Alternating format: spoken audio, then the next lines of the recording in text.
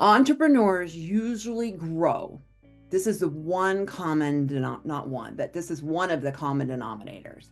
They usually grow at a rate different than their spouse. And at first, you don't see the disconnect. So, entrepreneurs are generally lifelong learners. They're constantly having input, they're constantly learning a new skill. If they don't know it, they're going to figure it out or find somebody that does, right? Very resourceful.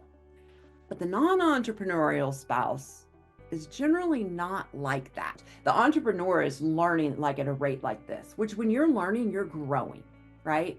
Your mental health is growing, the things you know is growing, everything around you is shaping your identity because entrepreneurship is all about who you are and what you do with it. So it hits your identity button. So you're constantly changing. Whereas your non entrepreneurial spouse is kind of like this. They may have a little bit of it in them where they'll listen to a podcast or maybe read a book if you're lucky, but they generally just like to coast along in life.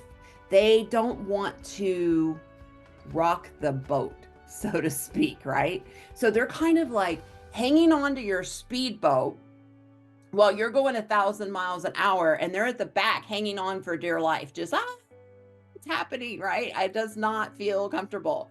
And they may be 1,000% supportive.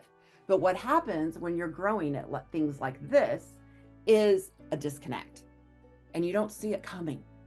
It's one of those quiet disconnects that you wake up with 5 years, 10 years down the road and realize, oh, my spouse doesn't even know who I am anymore.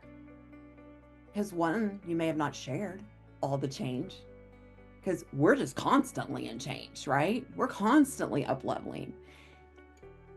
They may not understand the shift, understand the change, because that's just not who they are.